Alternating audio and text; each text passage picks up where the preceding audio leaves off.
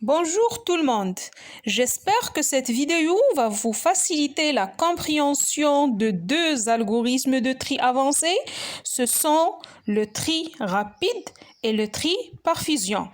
Nous allons voir pour chaque algorithme de tri son principe ainsi que son implémentation en utilisant le langage Python. Bienvenue tout le monde.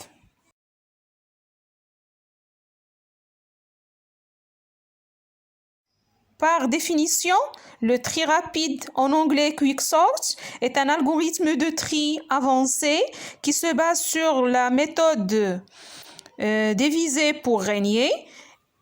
Il est souvent utilisé sur des tableaux, mais peut aussi être utilisé sur des listes ou bien d'autres types de données.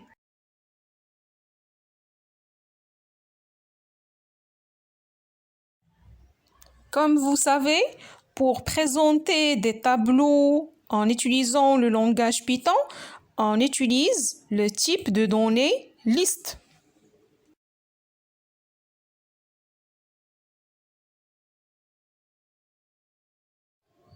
C'est pour cette raison que l'explication du principe de fonctionnement de l'algorithme de tri rapide reste en liaison avec son implémentation en langage Python. Donc, au lieu d'utiliser la notion tableau, on va utiliser la notion liste.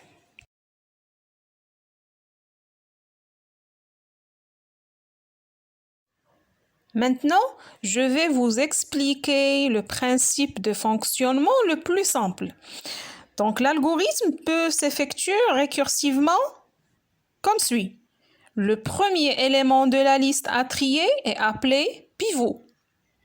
Deuxièmement, on crée une première liste constituée des éléments plus petits que le pivot. On les place à gauche du pivot dans l'ordre où ils sont dans la liste à trier. Troisièmement, on crée de la même façon une deuxième sous-liste constituée des éléments plus grands que le pivot. On les place à droite de celui-ci dans l'ordre où ils apparaissent dans la liste.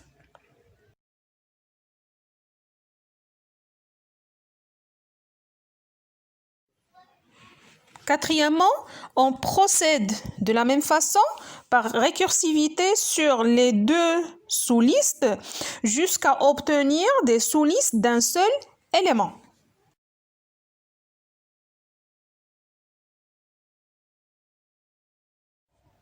Notez bien, d'après tout ce qui précède, on peut dire que le principe de fonctionnement de l'algorithme de tri rapide applique la méthode diviser pour régner, c'est-à-dire diviser pour résoudre. Autrement dit, on divise le problème en sous-problèmes pour arriver à la solution souhaitée.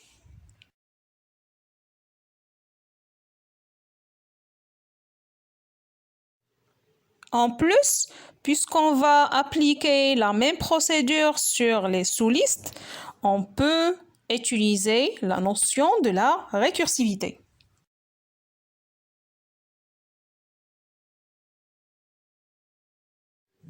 D'après tout ce qui précède, l'implémentation en Python de l'algorithme de tri rapide s'écrit comme suit.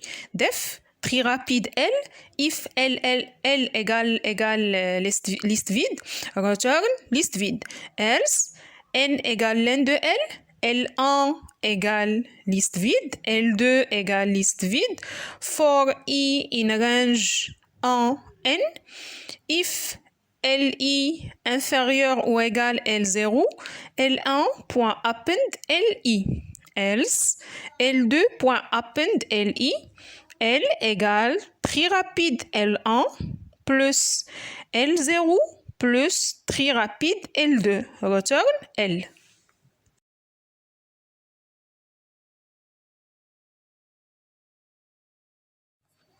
Comme vous voyez, cette fonction est nommée tri rapide. Elle a un seul paramètre, la liste L. Tout d'abord, il faut tester. Si la liste L est une liste vide, donc cette fonction va retourner une liste vide.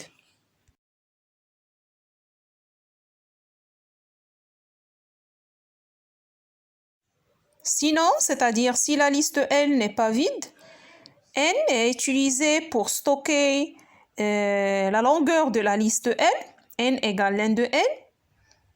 Et ensuite, il faut définir deux listes L1 et L2.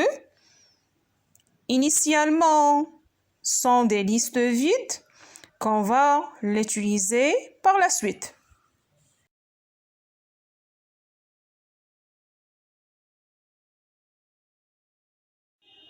Et après, il faut utiliser la boucle for pour parcourir tous les éléments de la liste d'indice 1 jusqu'à la fin de la liste, c'est-à-dire l'élément d'indice n-1. Donc, à chaque itération de la boucle for, on considère L0 le pivot de la liste. Donc, si L de i est inférieur ou égal à L0, donc il faut ajouter l'élément Li à la liste L1 à travers l'instruction L1.append Li. Donc, la liste L1 va contenir tous les éléments plus petits que L0.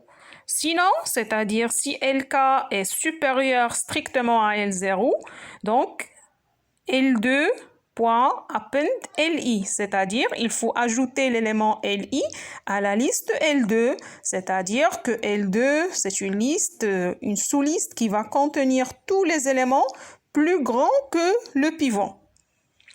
Donc, à la fin de la boucle for, L égale tri rapide L1 plus L0 plus tri rapide L2.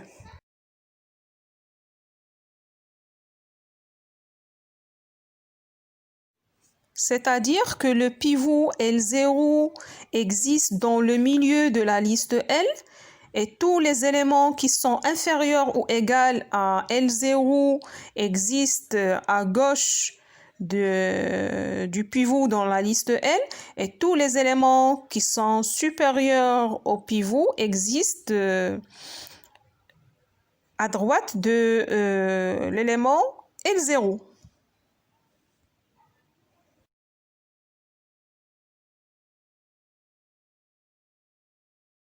Et comme vous voyez, on utilise la même procédure sur les deux sous-listes L1 et L2 par l'appel de la même fonction tri rapide L1 et tri rapide L2.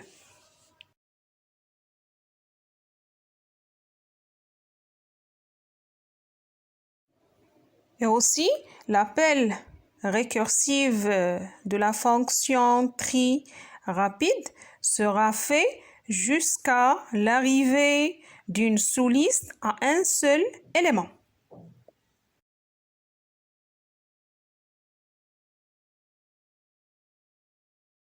Et à la fin, la fonction tri rapide va retourner la liste L bien triée à travers l'instruction return L.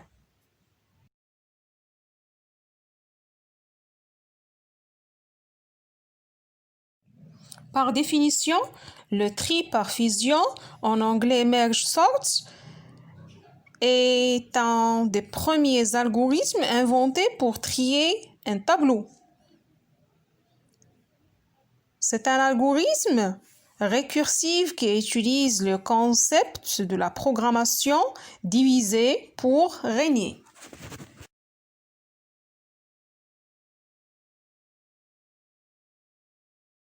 Le principe de fonctionnement de cet algorithme de tri peut s'effectuer récursivement comme suit. Tout d'abord, on découpe la liste à trier en deux sous-listes à peu près égales. Deuxièmement, on trie les données de chaque sous-liste. Troisièmement, on fusionne les deux sous-listes.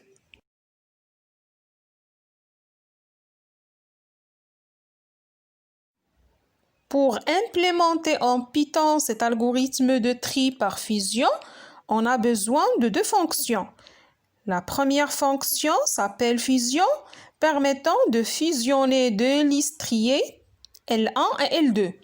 La deuxième fonction s'appelle tri fusion, permettant de trier la liste L en utilisant le principe de l'algorithme de tri par fusion expliqué auparavant.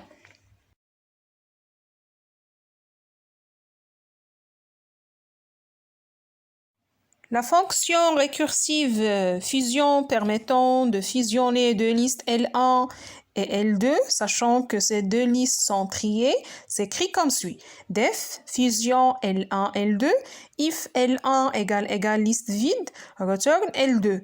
If L2 égale liste vide, return L1. If L1 0 inférieur L2 0, return L1 0 plus fusion L1 1 2 points L2. Else return L2 0 fusion L1 L2 1 2 points.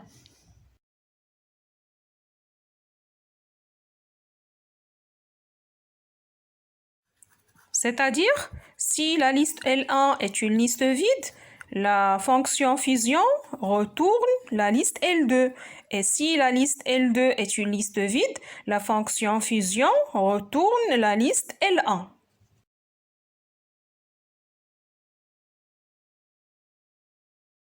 Et si la liste L1 et L2 sont des listes qui ne sont pas vides, il faut fusionner les éléments de ces deux listes de telle sorte que la liste finale, c'est-à-dire la liste résultante après la fusion de liste L1 et L2, sera bien triée.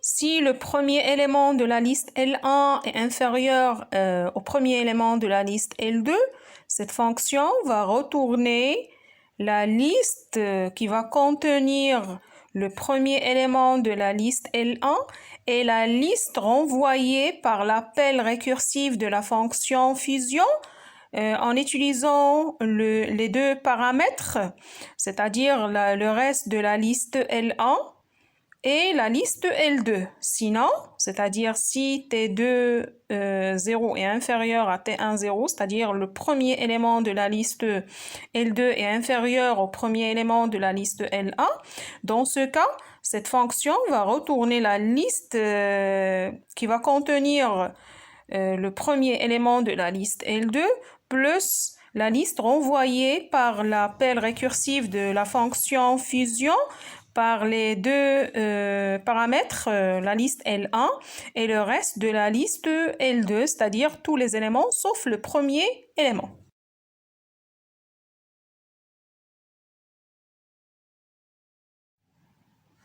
Une remarque très importante, l'appel récursif de la fonction fusion s'arrête lorsque l'une des deux listes L1 et L2 soit vide.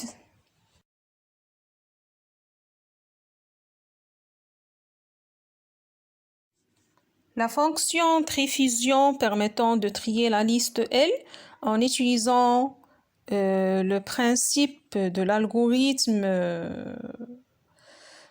tri par fusion cité auparavant s'écrit comme suit. Def trifusion L if l'un de L inférieur ou égal à 1 return L. L1 égale LI for I in range l'un de L sur 2. L2 égale LI for I in range l'un de L sur 2 l'un de L. Return, fusion, trifusion L1, trifusion L2.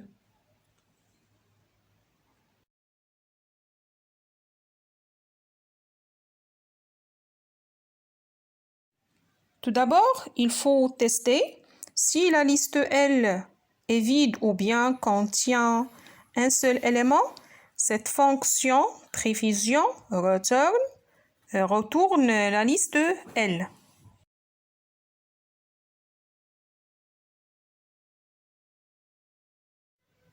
Sinon, il faut créer deux listes L1 et L2. La liste L1 va contenir les éléments de la liste L qui existent dans la première moitié gauche de la liste L, c'est-à-dire les éléments d'indice de 0 à la longueur de la liste sur 2.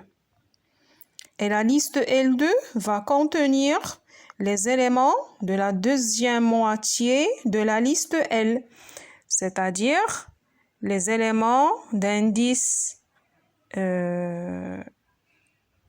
longueur de la liste sur 2 jusqu'à la fin de la liste L.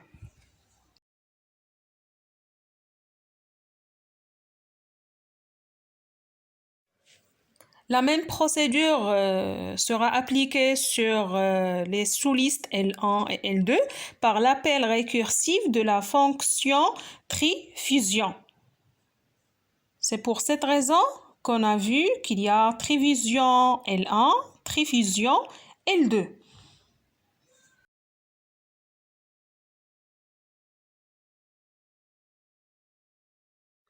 L'appel récursif de la fonction trifusion par la liste L1 ou bien par la liste L2 s'arrête lorsque les sous-listes contiennent un et un seul élément.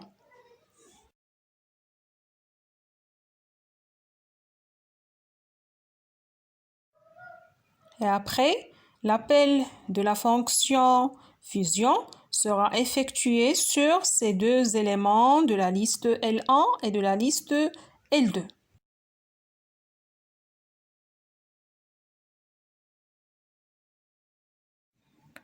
Donc, comme vous pouvez remarquer, cet algorithme de tri par fusion utilise la méthode diviser pour régner que j'ai déjà citée dans la définition de cet algorithme.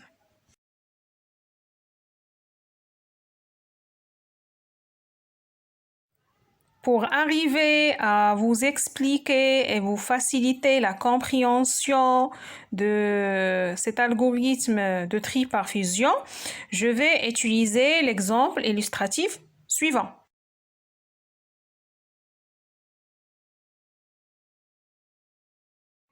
Tout d'abord, il faut diviser la liste à trier en deux sous-listes à peu près égales. La division s'arrête lorsque les sous-listes résultantes contiennent un et un seul élément. Et après, le programme commence à fusionner ces deux éléments pour obtenir une liste bien triée. La même procédure sera appliquée sur tous les éléments de la première sous-liste, ainsi que les éléments de la deuxième sous-liste qui existe à droite. Et donc, comme vous voyez, à la fin, on obtient une liste bien triée.